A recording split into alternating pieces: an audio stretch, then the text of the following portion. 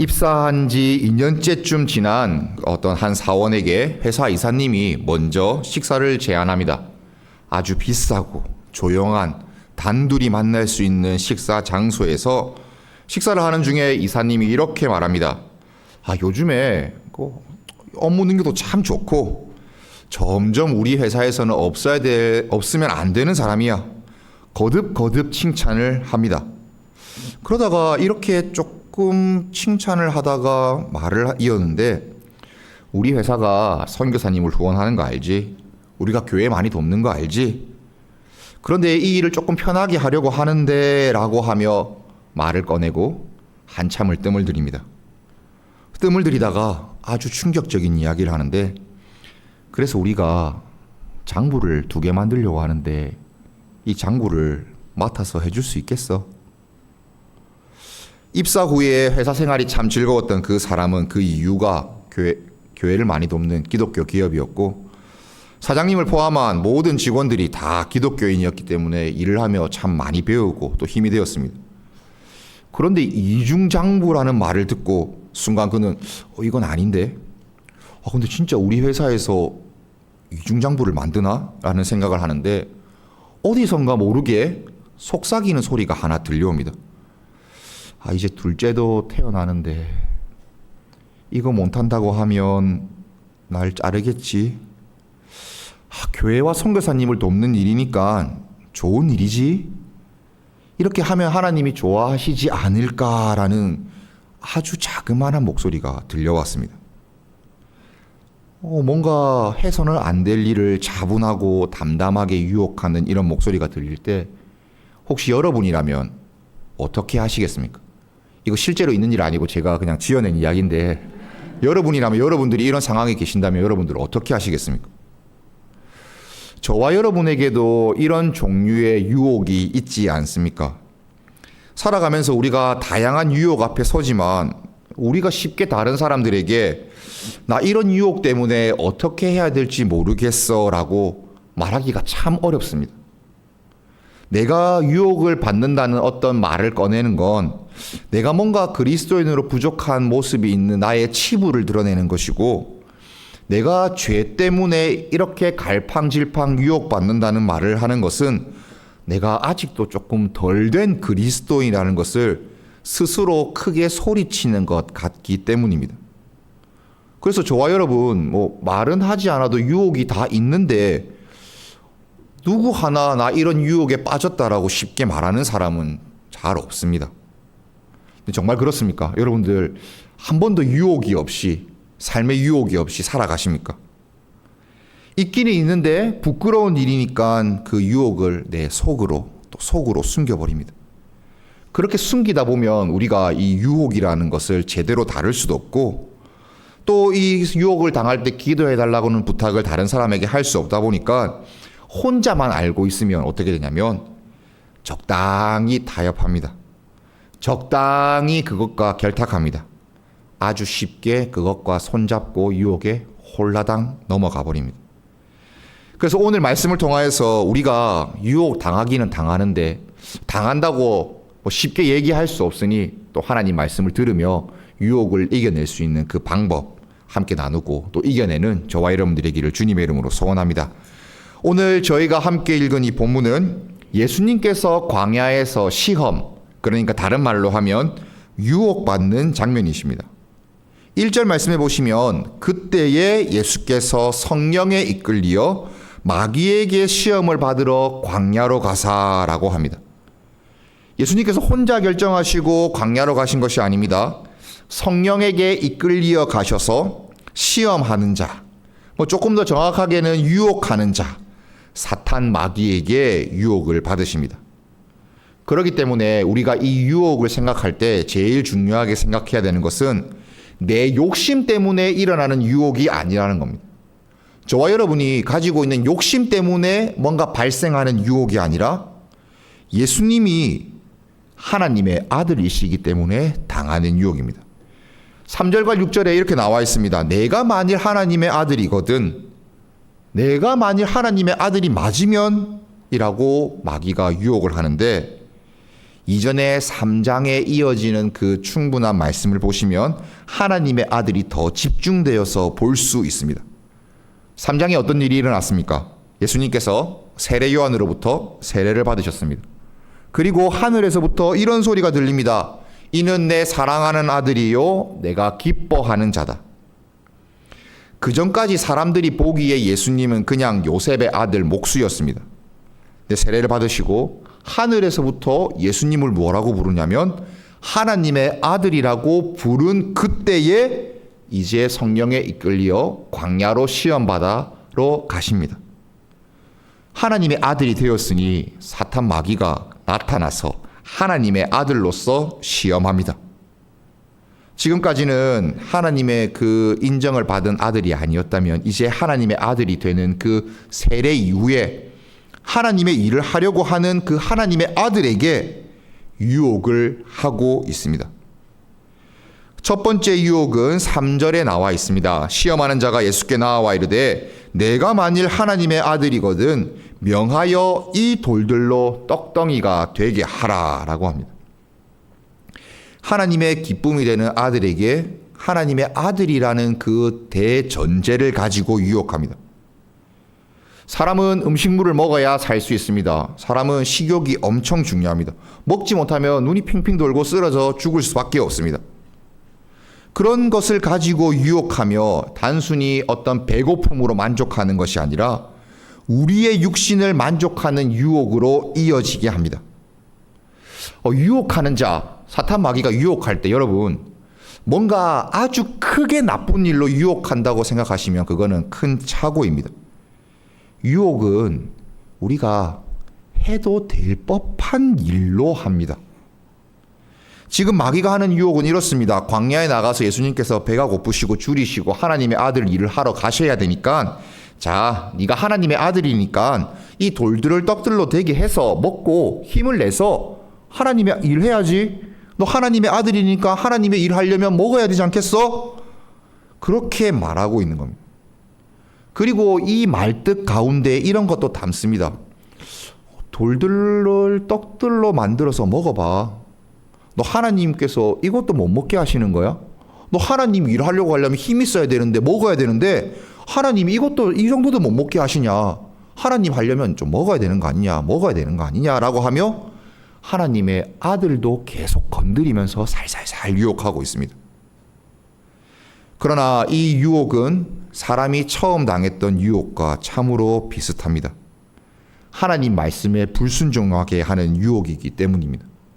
예수님이 그냥 광야로 가신 것이 아닙니다. 먹을 것이 없는 광야로 그냥 가신 것이 아니라 성령에 이끌려 광야로 가셨고 하나님의 뜻대로 지금 시험 받으시는데 돌을 떡으로 바꿔서 먹으라고 하는 것은 이 마귀가 아주 이전에 아담과 하와에게도 했던 그리고 성공했던 유혹이지 않습니까?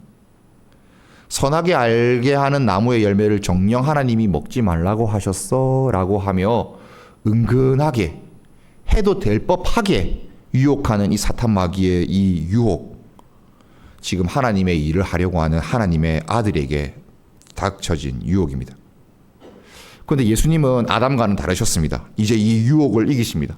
말씀으로 이기시는데 사람이 떡으로만 살 것이 아니요 하나님의 입으로 나오는 말씀으로 살 것이다 하였느니라 라고 하시며 이 사탄 마귀가 하는 첫 번째 유혹을 이겨내십니다. 하나님께서 천지를 창조하시는 것을 말씀을 하셨기에 우리가 말씀으로 살아갈 수 있다라고 하며 하나님의 말씀으로 살아가는 것을 배우는 지금 이 광야의 일들을 하나님 말씀에 순종하며 하나님의 말씀으로 이겨내시는 그 모습을 보여주고 있습니다. 저와 여러분에게도 마찬가지로 작동합니다. 뭔가 하나님의 말씀을 조금 바꾸어서 우리가 듣기 좋게 만들고 우리가 그냥 가지고 놀기 좋게 만든 말씀으로 유혹할 때 그건 아니다. 그건 하나님이 원하시는 거 아니다. 하나님 말씀에 순종하는 것은 이게 순종이 아니고 하나님이 말씀하신 그대로 순종하는 것이다라고 말할 수 있는 것. 그리고 교묘한 속임수의 유혹의 말씀에 따르지 않고 하나님의 바른 말씀에 따라 순종하는 것이 첫 번째 유혹을 이기신 그 예수님에게서 우리가 보고 배울 수 있는 말씀의 유혹에 이기는 모습입니다. 두 번째 유혹도 하나님의 아들이니까 받는 유혹입니다. 네가 하나님의 아들이면 사람들에게 놀라운 일 한번 보여주자. 그러면 내가 하나님 아들인 거 사람들이 다 알 거니까 이거 하나님이 원하시는 일이지 않을까라고 하며 유혹합니다. 5절의 말씀해 보시면 마귀가 예수를 거룩한 성으로 데려다가 성전 위에 세우고 또 6절에 이어서 이렇게 말합니다. 내가 만일 하나님의 아들이거든 뛰어내리라. 높은 데서 뛰어내려도 너가 다치지 않는 모습으로 많은 사람들이 너가 하나님의 아들인 것 알게 될 것이다. 그렇게 유혹하고 있습니다. 조금 더 교묘해진 것이 뭐냐면 마귀가 하나님의 말씀을 가져와서 유혹하고 있습니다. 마귀가 하나님의 말씀으로 유혹한다는 것 어떤 일이겠습니까? 마귀가 우리에게도 하나님 말씀으로 유혹할 수 있습니까, 목사님? 이렇게 물으실 수도 있습니다. 이는 하나님의 말씀이 하나님께서 그것을 원래 말씀하시고 의도하신 바가 아닌데 내가 필요할 때 내가 하나님의 말씀을 내 마음대로 가져와서 붙여서 사용하는 유혹이고 하나님의 뜻과는 전혀 상관없이 그냥 내 마음대로 잘 되려고 말씀을 가져와서 사용할 때 받는 유혹입니다. 여러분들 식당이나 아니면 기독교인들이 하는 사업체에 가시면 붙어있는 내 시작은 미약하지만 그 끝은 창대하리라는 그 욥기서의 말씀 우리가 많이 알고 있지 않습니까?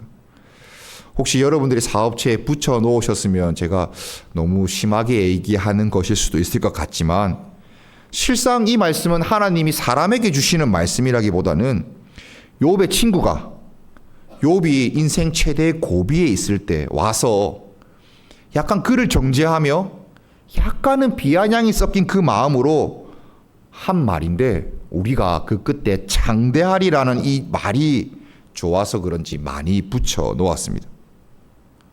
뭐 이것만 있겠습니까? 하나님을 믿으면 다 잘되고 복을 받는다고 생각하며 이런 축복, 저런 축복이 다 있어야 된다고 생각하고 하나님을 믿고 살아가는 삶이 예수님과 함께 죽고 예수님과 함께 사는 삶임은 그렇게 깊이 생각하지 않습니다.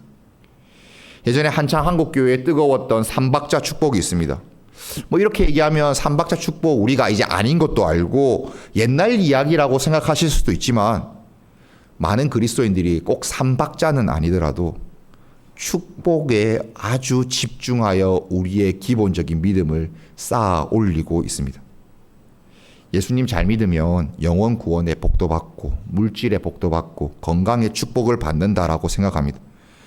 그러면 이런 유혹에 이런 것들에 우리가 빠지게 되면 이렇게 생각하게 되는 경우가 많습니다. 하나님은 전혀 그런 것을 의도하시지 않고 말씀하시지 않았는데 내가 조금 가난하거나 내가 뭔가 건강하지 못하면 나 스스로 내가 예수님 잘 안 믿는 사람인 것처럼 생각됩니다. 하나님께서 나에게 벌 내리시는 것만 같다고 생각합니다. 급기야는 그런 생각이 깊어지다 보면 나는 하나님의 사랑받는 자녀가 아니구나. 나는 하나님의 자녀가 아니구나라는 그런 마귀의 속삭임에까지 빠지게 됩니다. 예수님을 믿고 따라가는 삶이 어렵고 힘들다는 것, 말씀에 순종하는 것이 어렵다는 것, 신앙생활을 조금만 해보시면 다 아는 것이지만 우리가 그런 말씀들을 보고 그 말씀에 순종하기보다는 마귀가 우리에게 좋아 보이게 하는 그 유혹에 더 기가 밝습니다. 인내하고 견디고 참는 거 성경적으로 표현하자면 죽어야 된다라고 말하는데 그 죽는다는 말이 쉬우면 죽는다고 얘기를 안 하지 않겠습니까? 그 죽는다고 말할 정도로 어려운 일이니까 우리가 그건 제쳐놓고 나에게 좋은 말씀만 이렇게 듣고 그 유혹에 홀라당 넘어가 버리는 것. 7절 말씀을 보시면 예수님은 이건 역시 말씀으로 이겨내십니다. 예수께서 이르시되 또 기록되었을 때 주 너의 하나님을 시험하지 말라 하였느니라 하시니. 하나님의 말씀을 사용해서 하나님의 아들을 교묘하게 유혹하는 그 유혹도 이겨내십니다.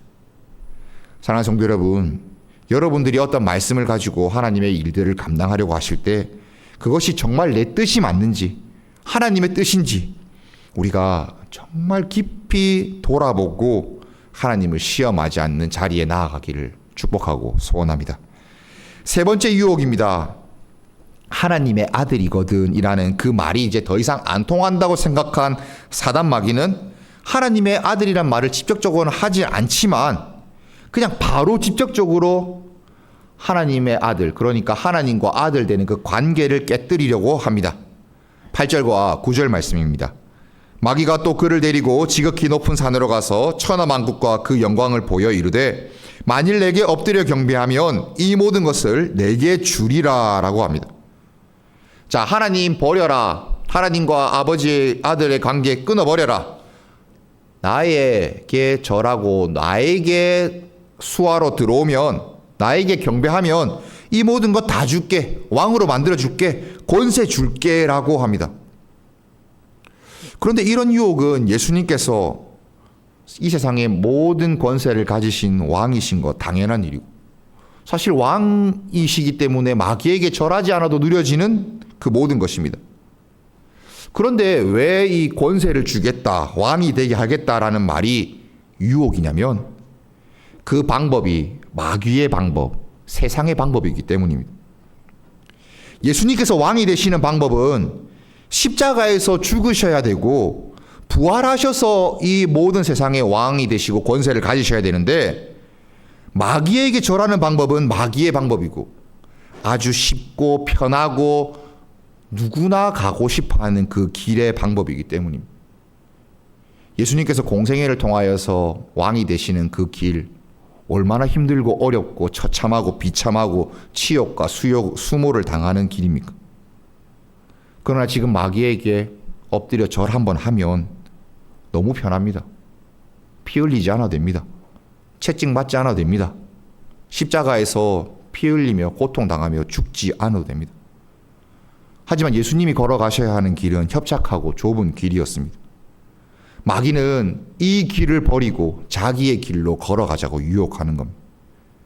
이런 유혹은 저와 여러분도 얼마든지 받을 수 있는 유혹입니다. 교회 안에서도 또 우리의 삶에서도 얼마든지 있는 유혹입니다. 세상의 방법으로 아니면 내가 좋아 보이는 방법으로 그렇게 만들어서 넘어가게 하는 것, 예수님이 또 이겨내십니다. 10절 말씀해 보시면 이에 예수께서 말씀하시되 사탄아 물러가라 기록되었으되 주 너의 하나님께 경배하고 다만 그를 섬기라 하였느니라. 예수님은 이렇게 말씀하시고 그 마귀의 길, 세상의 방법을 택하지 아니하시고 하나님의 길로 가십니다. 여러분, 말씀을 따르는 그 삶의 길이 좁고 협착해서 고통의 삶이고, 지금 우리 눈에 옆에 보이는 길이 아주 넓고 좋고 산책할 만한 그런 길이더라도 그 길을 선택하지 않고 하나님의 길을 선택하실 수 있는 그런 믿음이 저와 여러분들의 있기를 축복합니다. 예수님은 이 모든 유혹의 본질을 다 살펴내시고 오직 하나님과 자신의 관계를 돈돈히 굳건히 하십니다. 하나님은 아버지시고 나는 아들이라는 이 관계를 깨뜨리지 않으려고 이 끊임없는 유혹을 이겨내십니다. 그런데 이 세 가지 유혹이 있은 다음 마지막, 아니면 예수님의 공생애를 보면 또 여러 가지 유혹이 있었지만 정말 마지막 유혹 한 가지가 더 있습니다. 이 유혹하는 장면이 너무 비슷한데 마태복음 27장 39절에서 44절까지의 말씀인데, 예수님께서 십자가에 달리셨을 때 들려오는 말들입니다. 지나가는 자들이 자기 머리를 흔들고 예수님을 모욕합니다. 이르되 성전을 헐고 사흘에 짓는 자여, 내가 만일 하나님의 아들이거든 자기를 구원하고 십자가에서 내려와 봐라. 대제사장들과 서기관들과 장로들이 희롱하며 말합니다. 자기가 이스라엘 왕이라고 말하지만 자기 스스로 구원할 수 없는 자구나. 내려오면 내가 너 믿을게. 그러면 우리가 믿을게. 하나님의 아들이라고 말하고 하나님의 아들이라고 다 외치고 다녔는데 지금 십자가에서 못 내려오는 네가 무슨 하나님의 아들이야 라고 하며 욕하고 희롱하며 모욕하고 있습니다. 예수님의 십자가에서 마지막으로 그 모든 하나님의 일들을 이루시는 그 가운데에서도 사탄 마귀는 유혹합니다.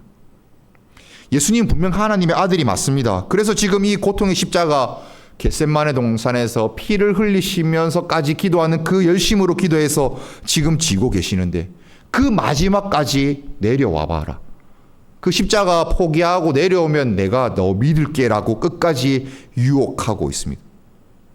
하지만 예수님은 그 십자가의 고통, 그 모든 것 다 감내하십니다. 유혹을 이겨내십니다.